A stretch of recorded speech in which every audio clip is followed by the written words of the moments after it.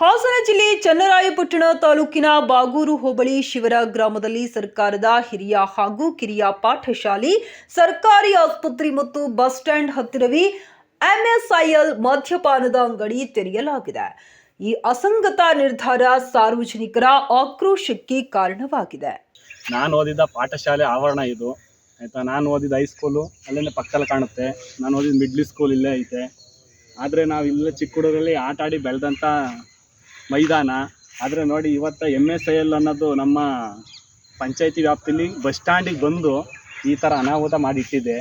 ನೋಡಿ, ಇಲ್ಲಿಂದ ಸ್ವಚ್ಛ ಪರಿಸರ, ಆಟದ ಮೈದಾನ, ಮಕ್ಳುಗಳು ಚಿಕ್ಕ ಮಕ್ಳುಗಳು ಇರ್ತವೆ ಅಂಥವು ನೋಡಿ, ಎಲ್ಲ ಇಲ್ಲೇ ಇರುತ್ತೆ. ನಾವು ಇಂಥವೆಲ್ಲ ನಾವು ಚಿಕ್ಕ ಮಕ್ಳಲ್ಲಿ ನೋಡಿರಲಿಲ್ಲ. ನೋಡಿ, ಈ ಥರ ಎಲ್ಲ ಪರಿಸರ ಎಲ್ಲ, ಆಟದ ಮೈದಾನ ಎಲ್ಲ ಹಾಳಾಗಿದೆ. ಆದರೆ ಗ್ರಾಮದವರು ಕೂಡ ಇದ್ರ ಮೇಲೆ ಗಮನ ಹರಿಸ್ಬೇಕು. ಆಯ್ತಾ, ಸ್ಥಳೀಯ ಪ್ರತಿನಿಧಿಗಳು ಕೂಡ ಇದ್ರ ಮೇಲೆ ಗಮನ ಹರಿಸ್ಬೇಕು. ಆದರೆ ರಾಜಕೀಯ ಗಣ್ಯರು ಕೂಡ ಇದೇ ಮೈದಾನದಲ್ಲಿ ಬಂದು ಸಭೆ ಮಾಡಿ ಹೋಗಿದ್ದಾರೆ. ಆದರೂ ಕೂಡ ಏನೂ ಫಲಕಾರಿ ಆಗಿಲ್ಲ. ಆದರೂ ನನ್ನದೊಂದು ವ್ಯಥೆ, ಕುಡಿಯೋರು ಕುಡಿತೀರಿ, ಇದ್ರ ನಾನು ಬೇಡಿಕೆ ಕೇಳೋದು, ನೀವು ಕುಡಿಯೋದು ಬಿಡಿ ಅಂತ ನಾನು ಕೇಳಲ್ಲ.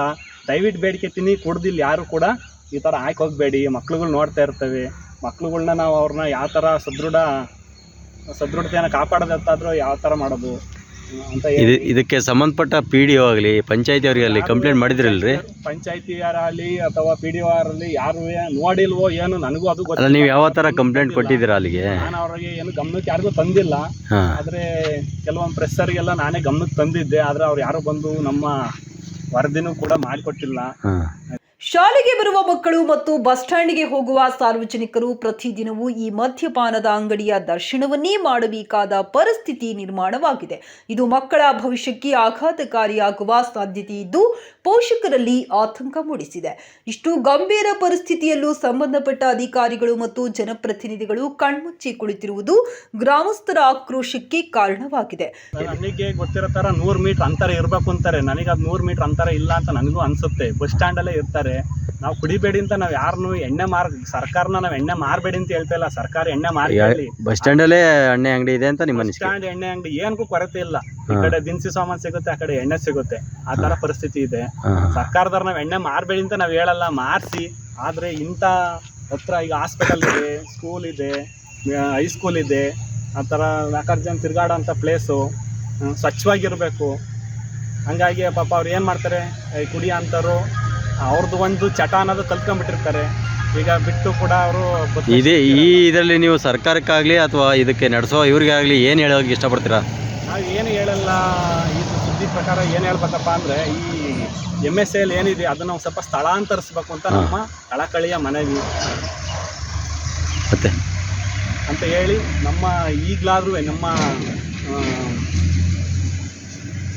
ಹೇಳಿ ಮೂಲಕ ನೋಡಿ ಯಾರು ಎಚ್ಚೆತ್ಕೊಂಡು ಸ್ಥಳೀಯರಾಗಲಿ ಜನಪ್ರತಿನಿಧಿಗಳಾಗಲಿ ಇದ್ರ ಮೇಲೆ ಕ್ರಮ ವಹಿಸಬೇಕು ಅಂತ ಹೇಳಿ ತಮ್ಮಲ್ಲಿ ಕಳಕಳಿಯ ಮನವಿ ಮಾಡ್ತಾರೆ. ಗ್ರಾಮಸ್ಥರು ಈ ಅಂಗಡಿಯನ್ನ ಬೇರೆಡೆ ಸ್ಥಳಾಂತರ ಮಾಡುವಂತೆ ಒತ್ತಾಯಿಸುತ್ತಿದ್ದು ಅದನ್ನು ಕೈಗೊಳ್ಳುವಂತೆ ಸರ್ಕಾರಕ್ಕೆ ಆಗ್ರಹಿಸಿದ್ದಾರೆ. ಈ ಸಮಸ್ಯೆ ಬಗೆಹರಿಸಲು ಸೂಕ್ತ ಕ್ರಮ ಕೈಗೊಳ್ಳಲಾಗದಿದ್ದರೆ ಮುಂದಿನ ದಿನಗಳಲ್ಲಿ ಇದನ್ನು ವಿರೋಧಿಸಿ ಗ್ರಾಮಸ್ಥರು ತೀವ್ರ ಹೋರಾಟ ನಡೆಸುವ ಸಾಧ್ಯತೆ ಇದೆ. ರಾಜಕೀಯ ನಮ್ಮ ಶಾಸಕರನ್ನ ತಗಿಸ್ತು ನಿಂತಿರೋದು ಎಣ್ಣೆ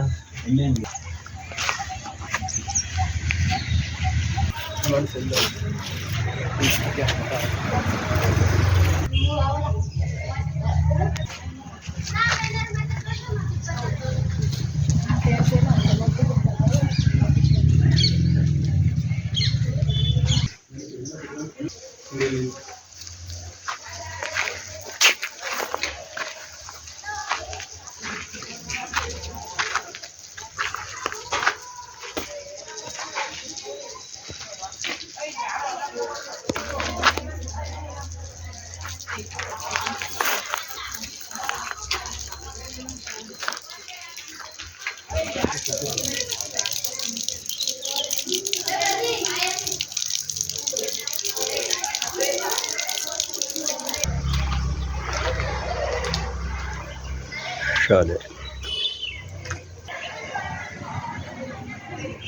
ಕರೆಯಪ್ಪ